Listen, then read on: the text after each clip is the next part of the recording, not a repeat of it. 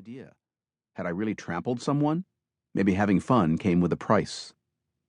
The fun ended suddenly when two ladies arrived at the classroom door, and I was summoned forth in front of the whole class and led out into the hallway with its off-white cinder blocks and omnipresent linoleum echo. I was a little scared because the singling out made me feel like I had done something terribly and unforgivably wrong.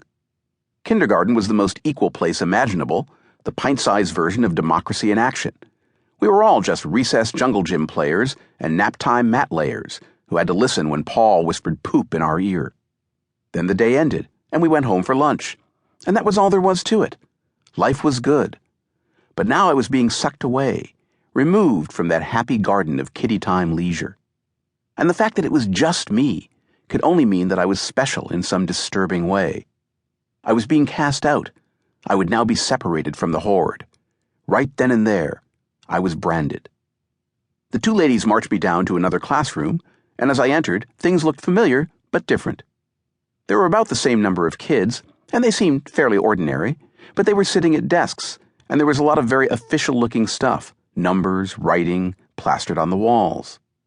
I was asked to sit at a desk in the back, next to a bulletin board that featured a great big pumpkin made of circles of orange construction paper, and that pumpkin, a preview of Halloween, made me feel good for a moment.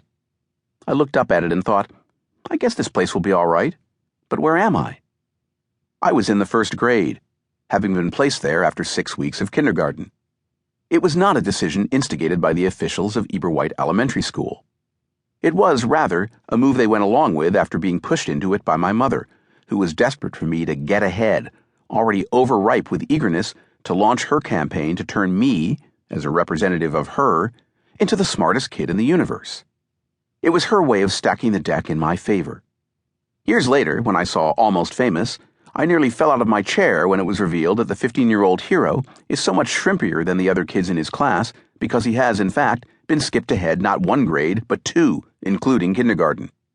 I'd never before seen a movie character who thought just like my mother until Frances McDormand's Elaine informs her son, with a hell-bent twinkle of superiority, "You skipped kindergarten because I taught it to you when you were 4. Then she adds, "Who needs a crowd? Who put such a high premium on being typical?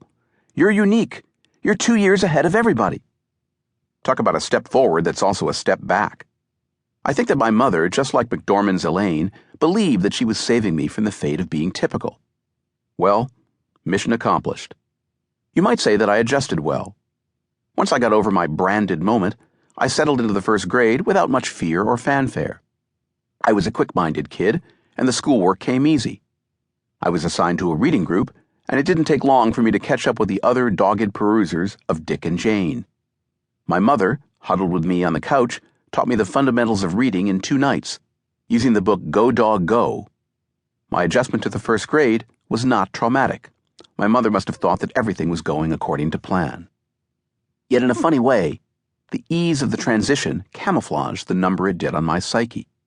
You must understand that this was not the era in which children start to read on their iPads in preschool, and by the time they reach kindergarten, they're on to Proust and the Pythagorean theorem, all because their parents are desperate to get them onto the stepladder, next stop Ivy League, that will hoist them into the 1%. When I came along, the difference between kindergarten and every other grade, it's the reason they didn't call it a grade, is that with nothing academic in sight, all kindergarten was, in the end, was about being with other kids. It wasn't about learning, it was about learning to be a social being. And so skipping a kid like me out of kindergarten after 6 weeks was a rather boneheaded thing to do. It said, in effect, that social stuff is just fluff. It doesn't matter. I socialized in first grade without visible drama, but now there was a purpose, a mindful activity to everything happening. The sheer irresponsible joy of kid-to-kid connection got waylaid. That may be why I could never totally grasp what was going on at summer camp, or in the soap opera of high school, or in the world of office politics.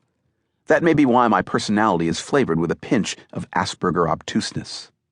What skipping kindergarten did was to abstract me from other kids, turning me into someone who stood almost reflexively outside a situation, someone who could only now play well with others via the brain.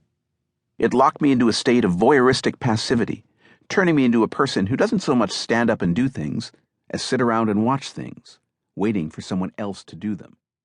Trust me.